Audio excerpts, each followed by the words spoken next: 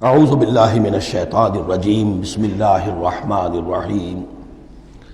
اب دو رکوع آ رہے ہیں انفاق فی سبیل اللہ پر، اور یہ قرآن مجید کا ذروۂ سلام ہے انفاق کے موضوع پر۔ لیکن ان کو پڑھنے سے پہلے نوٹ کر لیجئے کہ اللہ کی رضا جوئی کے لیے اپنا مال خرچ کرنا جو ہے، اس کے لیے دین میں کئی اصطلاحات ہیں۔ کھانا کھلانا، یطعمون الطعام علی حبہ مسکینا و یتیما و اسیرا، آت المال علی حبہ ذوی القربى والیتامى، ایتاء مال، اعطاء۔ پھر اس سے آگے آتا ہے صدقہ، زکوٰۃ، انفاق، قرض حسنہ۔ یہ 5-6 ٹرمز ہیں، لیکن ان ٹرمز کے اندر ایک تقسیم ذہن میں رکھیے کہ 2 مدیں ہیں بڑی بڑی اللہ تعالیٰ کی رضا جوئی کے لیے مال خرچ کرنے کی۔ ایک مد ہے غرباء، یتامى، مساکین، محتاج، بیوائیں، ان کے لیے، یعنی ابنائے نو میں سے، یہ آپ کے معاشرے کے اجزاء ہیں، آپ کے بھائی بند ہیں، آپ کے رشتہ دار ہیں، آپ کے اعزاء و اقرباء ہیں، ان کے لیے خرچ کرنا۔ تو یہ بھی اللہ کو بہت پسند ہے، اس کا اجر ملے گا۔ یہ بھی گویا کہ اللہ تعالیٰ ہی کے لیے آپ نے خرچ کیا۔ ایک عین اللہ کے دین کے لیے خرچ کرنا، انفاق کا لفظ اس کے لیے ہے، اور قرض حسنہ اس کے لیے۔ انفاق مال، انفاق فی سبیل اللہ، اللہ کی راہ میں خرچ کرنا، اللہ کے دین کی دعوت کو عام کرنا، اللہ کی کتاب کے پیغام کو عام کرنا، اللہ کے دین کی دعوت کو اس طرح ابھارنا کہ باطل کے ساتھ زور آزمائی کرنے والی ایک طاقت پیدا ہو جائے، ایک جماعت وجود میں آئے، ان کے لیے اساد و سامان فراہم کیا کرنا، تاکہ دین کے غلبے کی ہر مرحلے کے جو تقاضے اور ضرورتیں ہیں وہ پوری ہو سکیں۔ تو جو اس کام میں صرف ہوگا وہ ہے انفاق فی سبیل اللہ، یا اللہ کے ذمے قرض حسنہ۔ تو یہاں اصل میں اس کی بات ہو رہی ہے، انفاق کی۔ مثل الذین ينفقون اموالهم فی سبیل اللہ ہے، مثال ان کی جو اپنے مال خرچ کرتے ہیں اللہ کی راہ میں۔ عام طور پر یہ فی سبیل اللہ جو ہے وہ سبیل پانی کی بنا دی، وہ بھی سبیل ہے، ٹھیک ہے، وہ بھی سبیل تو ہے، نیکی کا وہ بھی راستہ ہے، سبیل اللہ ہے، لیکن یہ کہ فی سبیل اللہ خرچ جو ہے اس کا بالکل مفہوم اور ہے۔ وہ صدقہ ہے، خیرات ہے، زکوٰۃ بھی اصلاً جو ہے وہ غریبوں کا حق ہے، لیکن اس میں بھی ایک مد سبیل اللہ کی رکھی ہوئی ہے۔ اگر تو آپ کے قریب اعزاء و اقارب ہیں، غرباء ہیں، تو ان کا حق فائق ہے، پہلے ان کو دی۔ بہرحال فی سبیل اللہ انفاق۔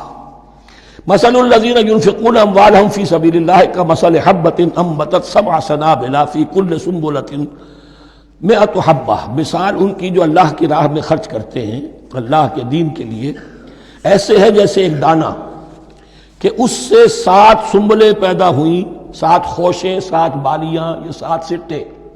باجرے کا سٹا ہوگا، کتنے دانے ہوتے ہیں اس میں؟ مکئی کا سٹا ہے، اس میں کتنے دانے ہیں؟ فی کل سنبلۃ 100 حبہ، اس میں 100 دانے موجود ہیں ہر ایک میں، تو ایک دانے سے 700 دانے وجود میں آ گئے۔ اسی طریقے سے اللہ تعالیٰ جو بھی اس کے دین کے لیے مال خرچ کرے گا، اس کے مال میں اضافہ کرے گا، اللہ تعالیٰ ان کو جزا دے گا اور اس کو بڑھاتا رہے گا اپنے ہم۔ وَاللَّهُ يُضَاعِفُ لِمَن يَشَاءُ، اور یہ تو تمہیں تمثیلاً بتایا ہے، اللہ اس سے بھی دگنا کرے گا جس کو چاہے گا، صرف 700 گنا نہیں، اور جتنا چاہے گا بڑھائے گا۔ واللہ واسع علیم، اللہ کے خزانوں میں کوئی کمی نہیں ہے، بڑی وسعت والا ہے اللہ، بہت سمائی والا ہے، اور وہ سب کچھ جاننے والا ہے۔ الذین ينفقون اموالهم فی سبیل اللہ، پھر جو لوگ کہ اپنا مال خرچ کرتے ہیں اللہ کی راہ میں، ثم لا يتبعون ما انفقوا منا ولا اذى، پھر جو کچھ وہ خرچ کرتے ہیں اس کے بعد نہ تو تکلیف پہنچاتے ہیں نہ احسان جتاتے ہیں۔ دیکھیے جی، میں نے اس وقت اتنا چندہ دیا تھا، معلوم ہوا کہ میرا حق جو ہے وہ زیادہ ہے، پھر میری بات مانی جانی چاہیے۔ ہم چندے زیادہ دیتے ہیں تو بات بھی تو ہماری چلنی چاہیے۔